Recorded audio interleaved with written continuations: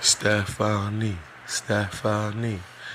Yeah, I wanted to make sure I did this video about Stephanie Vaquer. As you guys know, I'm a fan of professional wrestling, and I usually don't spotlight or single out women in professional wrestling. But I feel as though that it's important to do a video series is more so about women professional wrestlers and how they come across on TV watching them wrestle, whether it be gimmick and in-ring performance, to just kind of give them somewhat of a spotlight and to give people a perspective of somebody that's watching the show and what they're doing with said wrestler or product. I think that, like, most people will look at this video and they'll say that this is just criticism of Stephanie, and then other people will say that it's constructive criticism that the WWE over a period of time can either adjust or they could go in a different direction with her because of different factors, whether it be fan response or things of other nature. We live in a society right now where social media is king, and I think that this is a post from Stephanie Vaquer's Instagram. I think that this is straight from her Instagram. Now, let's address the obvious thing about Stephanie. She's like major attractive. Like, we talking about, like, if the WWE wanted to market to a specific audience, they would probably go with Stephanie like they would with Zelina Vega when it comes to the Mexican market. I know that they're having a super show in Mexico coming up in the next couple of weeks, and I would expect for Stephanie Vaquer to be a part of that. She's clearly a megastar.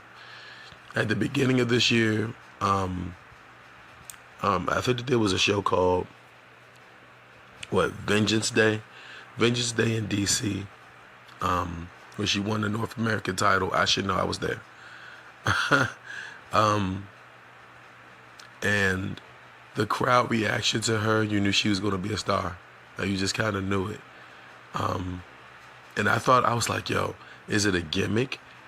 Is it her ring gear? Is it her body? What is it? I think it's a combination of everything.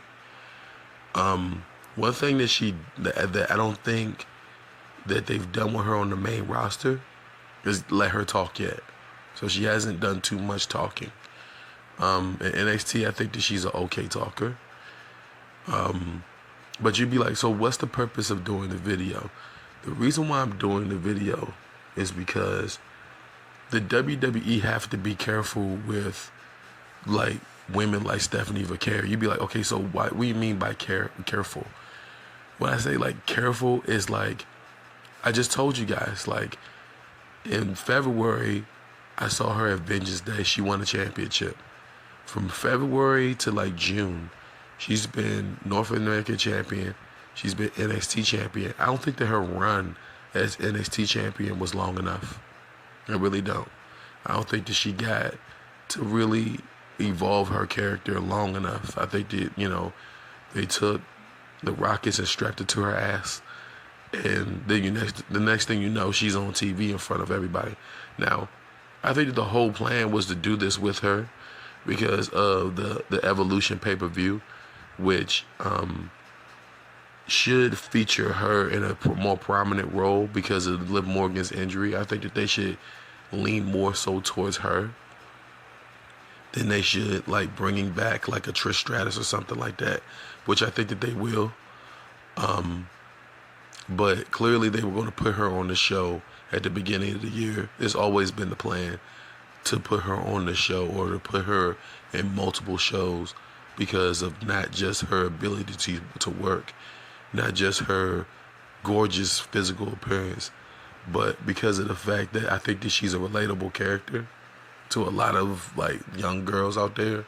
A lot of young girls probably look up to Stephanie And it's something that's very important to keep an eye on. What they do with her after Evolution, she should not only be on that show, she should be in a headline match, because the whole year has been trending towards that so far. In like, I want to say like in the next 5 years, I expect for Stephanie not to just be like where you would probably see a current day Charlotte Flair. Maybe not a whole bunch of title reigns, but I expect for her to be a prominent part of the show for a long period of time, unless she takes steps back and says, "Hey, I want a family," which any of these women can do at any time and point. I think that Becky Lynch got done doing that not too long ago, and we haven't seen Carmella in forever because she's gonna have another kid. So I don't know how family life factors into a Stephanie Vaquer's career, but sky's the limit for her. I really like seeing her. I know she has a specific move that she does that Booker T is like, I mean, what is it?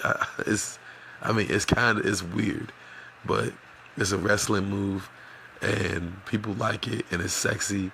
And I know that like there's some women out there that probably will look at her and say, yo, why is her ring gear like that? Or like, I don't really mind her ring gear. She has beautiful skin. She has a perfect body, a great butt.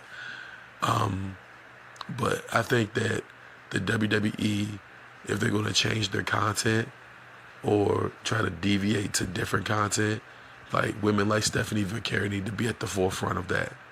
And it's unfortunate that the WWE don't use their talent or their women's talent in a specific way, right? You see more so like Rhea Ripley's. I wish I did a video on Rhea Ripley when I had the chance, because Rhea Ripley is starting to deviate to blaming the fans, and we're not talking about kayfabe either. So if Rhea Ripley keeps talking about the IWC and attacking people, I might have to do a video on her and try to right some of those wrongs, because it seems like it's a one-sided thing with some of the things that she's saying. Some of the stuff that she's saying you can understand. People talking to, cheering when Liv Morgan gets hurt. I mean, that type of stuff happens at these live shows. But she can't vilify the fans for not necessarily liking Liv Morgan's character or on-screen character. She can't do that, even breaking kayfabe. Like, she can't do that. And she shouldn't. But that's what professional wrestling is. And they have to blur the lines with Stephanie Vaquer. They have to capitalize on her sexuality. They have to capitalize on her in-ring ability. They need to do that with her.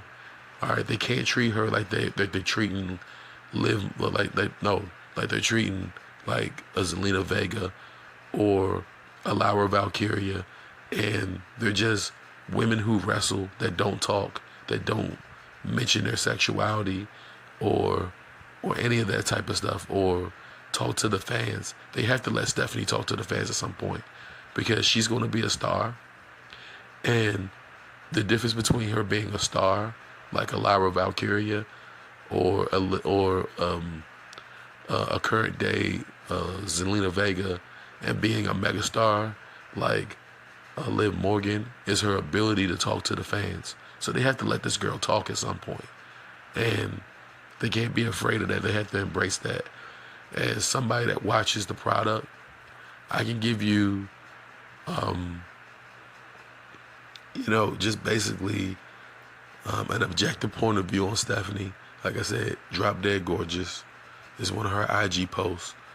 But, I just want to do this video because in the next 5 years, I want people to look back at this video and say, yo, he was on to something a few years ago when she debuted, and they're not using her right, or she might be in a position to leave because they're not using her right or giving her the right spotlight. I see something in her, so I'd rather do a video about a Stephanie Vaquer and just try to forecast her career, right, than to do one about a Maxine Dupree, who I know for sure looks the part, but the WWE doesn't give her the chance to really be like a factor on the show.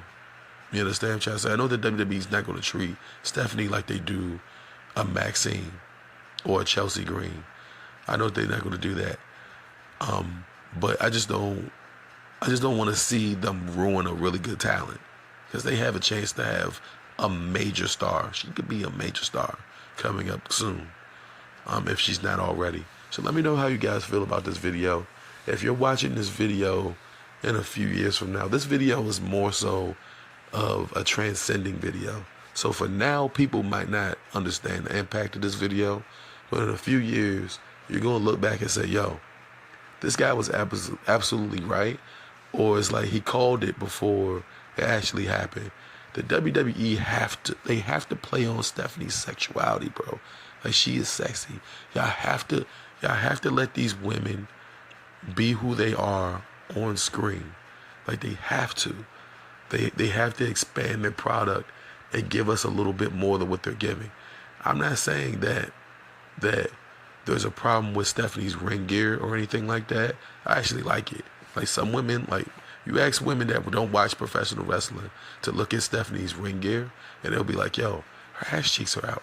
Like, and I'm looking at that and I'm saying, so what? I was like, yo, yeah, like, yeah, great. But they have to let her expand her character, or she's just going to be another name. And I don't think that she deserves to be another name, for real. I think that she's the total package. So let me know how you guys feel about Stephanie. Let me know how you guys feel about my point of view on the whole situation. And until next time, I'll catch you guys later. I wish that my voice wasn't so raspy when I'm doing this video, but I have to do this video at this time and point, because if I don't do it now, then later on I'll regret it, like I did with not doing a video about a Rhea Ripley. All right, so I have to do this video in order to get my point across. All right, so y'all comment down below which year that y'all watching this. And until next time, take care of yourself and each other. She's such of a good-looking woman, for real. So good-looking. Really great looking in person too, by the way.